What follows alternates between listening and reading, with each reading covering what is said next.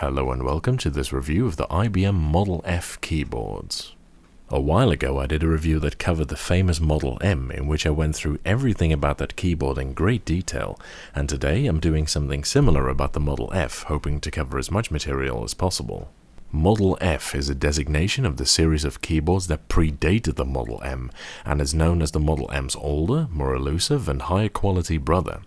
Both use buckling spring technology to provide actuation, but unbeknownst to many, the Model M uses a sensing membrane, whereas the Model F used the original capacitive assembly, which was both considerably more durable as well as much more sensitive and expensive to manufacture. It also doesn't make use of melted plastic rivets to hold the sensing assembly together like the Model M does. It uses metal tabs instead, so there's no need to do a bolt mod. The capacitive buckling springs on the Model F are considered by many to feel even nicer than the membrane buckling springs on the Model M, which is already a great keyboard. The Model F switches are a little bit lighter and feel smoother and crisper for sure, I'd say, although they're also even louder and sound more high-pitched. Being capacitive, they possess inherent N-key rollover, unlike the 2-key rollover of the Model M, and their lifetime was considerably longer, 100 million cycles versus 25 million for the Model M. Overall, it's an absolutely phenomenal switch. I rated it second best clicky after the even older and much harder to obtain beam spring switches which preceded buckling springs. You are not a true keyboard enthusiast until you have tried a Model F. Although the Model M still cost a considerable amount of money to buy at the time, $217 in 1992 US dollars, or $385 adjusted, its membrane construction was obviously a lot cheaper to produce than the sensitive, high-spec capacitive assembly of the Model F, which started around $300 and went to over $400 in 1982, or about $800 to over $1,000 adjusted, an inconceivable sum for a keyboard nowadays. The reason for the cost cutting was simple. In 1981, computers cost thousands of dollars, so IBM could afford to splash a few hundred on a luxury keyboard. Moreover, hardware was expected to be durable at the time. Because computers were so expensive, they were supposed to, and made to, last forever, and hence so were their keyboards. However, as hardware grew more powerful, yet cheaper and more expendable, the budget for, and lifetimes of, keyboards decreased accordingly, with a modern rubber dome keyboard being a plastic piece of crap that only cost the manufacturer a few dollars to make. And this is one of the reasons why my channel focuses so much on vintage keyboards. I mean, how can cheap stuff like this Corsair, for example, hold up to a keyboard that had the budget of an entire modern computer and which was built to last for all eternity? Of course, the Model M has one major advantage over many Models F. The layout of the M is much more modern, and with the addition of Windows keys, is still the standard layout on keyboards even 30 years after its introduction. Unlike with the Model M review, I'm going to spend more time on each individual model as they have less common ground than the M's do. Let's start at the beginning. The original Model F was the keyboard for the IBM 5322 Datamaster, designed and assembled in their plant in Raleigh, North Carolina. Unlike most of the later Models F, including revisions of the same model, this original had no case of its own and was integrated into the computer itself as a monoblock. The same keyboard was reused, this time as a standalone unit, just a month later with the IBM 5150, or the original IBM PC. This is probably both its most famous and most common version, and is generally referred to as the Model F XT, as it was also bundled with the 5160 PC XT.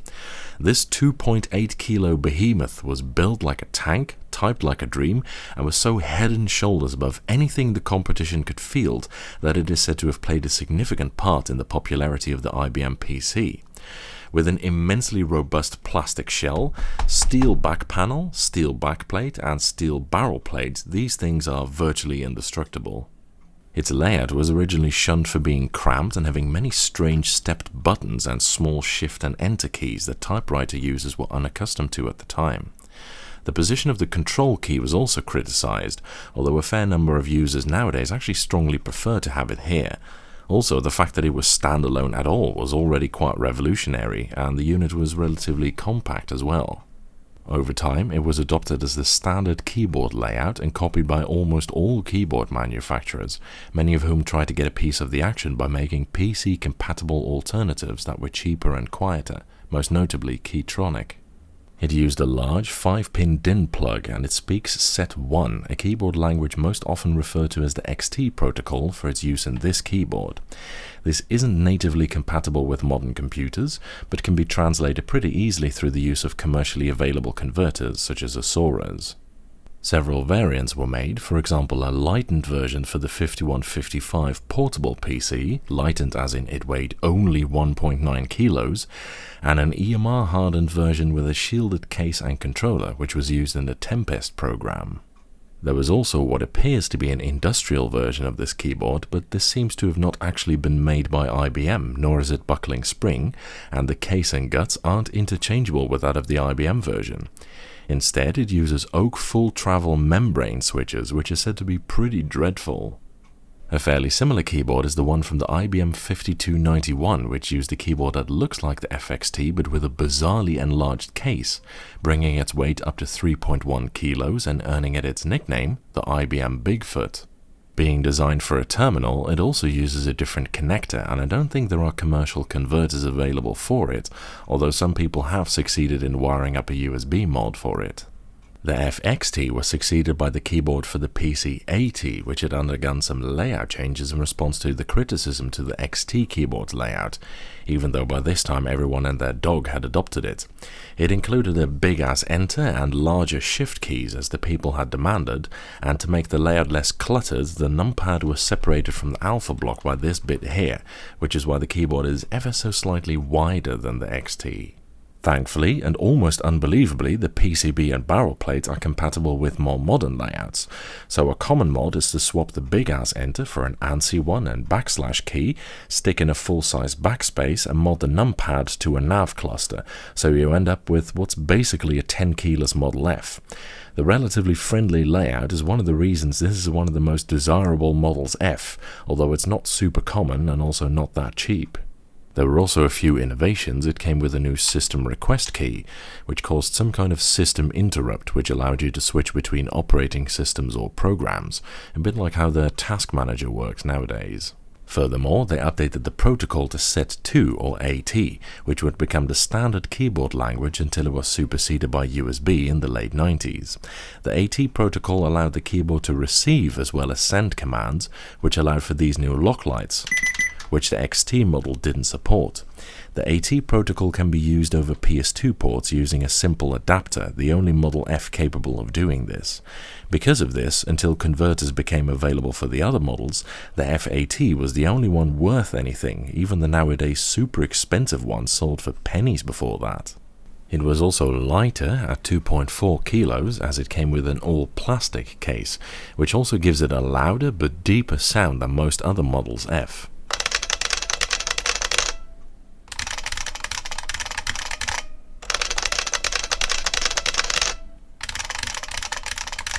It still used the same 5-pin DIN plug as the XT, but because it spoke a different set of scan codes, the two models couldn't be used on each other's as computers. The last of the, let's say, mainstream Fs is the keyboard that came with the IBM 3270 terminal, which is this mammoth piece of work. With its 122 buttons, it's generally referred to as the F122, and because of its colossal size, the biggest of any Model F and one of the biggest keyboards ever made, it weighs a ludicrous 4 kilos. The instrument of doom. At well over half a meter in length, 56 centimeters to be exact, you need a fairly substantial desk to accommodate this king-sized guest. But it's well worth it, the board's got tons of character, and if anyone complains about the noise it makes when typing, you can threaten them with it, as I'm sure it's well capable of caving someone's noggin in. A lot of the weight comes from a massive steel pan at the bottom that the keyboard sits in, although the chassis itself is mostly steel as well. The top shell is thick plastic, but it's a rather stiff type, which is more susceptible to shattering than the relatively flexible PVC case on the Model M. This keyboard speaks Set3, a language developed for terminals like this, and it uses a 5-pin DIN connector that has the pins in a different pattern than the more familiar ATXT plug, but again, commercial converters are available. A shorter version also exists where they left the numpad off. It's the keyboard that came with the 5085 and 3290. It's basically a 10-keyless version of the Battleship, although there was also a standalone numpad to accompany it. It's often nicknamed F104 or Unsaver because saying that something is a space-saving variant of a battleship isn't exactly saying much, and it weighs over half again as much as a Model M as well, at 3.5 kilos. It's also one of the most expensive Models F. Last year, one went for just under $2,000, which is almost twice as much as my car cost me. Next up, there's a few blue button Models F that just had a blue button on them, like the 3178 or 3104 keyboard. The blue button on these apparently changed all text to capital letters or something, which seems extraordinarily pointless, but the button itself looks cool, I guess. There's also a nearly identical version without this blue button, which are called the blue buttonless F. And finally, there are the keyboards that came with the 4704 banking terminal, which was, quote, a modular, user-configurable CRT display and keyboard terminal for input and output in interactive banking applications. It provides flexibility in both workstation layout and configurations and can be tailored to meet the needs of teller, back office, and self-service applications. These keyboards came in 4 sizes. The smallest one, the Model 100 or F50, was the original 4704 keyboard and, unusually for a Model F, completely ortholinear. Basically, it was a large macropad intended for tele use. They didn't have alphanumeric characters on them. Although very small, only about 30 centimeters long, it was absurdly heavy, 2.4 kilos, because like all 4704 models, it came with an all-metal case made out of cast zinc. Next came the Model 200 or F62, nicknamed the Kishsaver after user Kishi, who more or less introduced these to the community. I reviewed this one recently and concluded that it's possibly the best 60% keyboard ever made, with virtually no competition from all the cheap junk out there right now. Thanks to the zinc shell, it's also almost 3 times as heavy as most other 60% keyboards, at 2.8 kilos. Alps did a run of reproductions of these keyboards, which are normally extremely rare and extremely expensive.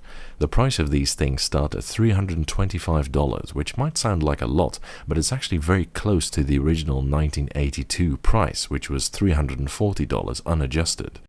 An even rarer version is the Model 300 or F77, intended for tellers or admin work. This is basically a 10-keyless Model F, and I know of only a handful in existence, of which Alps owns 2. These were also available in his repro run. It's probably the rarest of all the Models F. I can't even imagine what they would fetch at auction nowadays. And finally, there's the Model 400 or F107, the biggest 4704 keyboard intended for admin work. It's full size with a lot of programmable buttons on it, and its fairly large size brings it to a weight of 4.7 kilos. Holy testicle shish kebab, making it the heaviest Model F out there, heavier even than the Battleship, which is already a seemingly impossible feat. It's possibly the most common of the 4704 keyboards, and when people are talking about the 4704 keyboard, they're usually referring to the F107.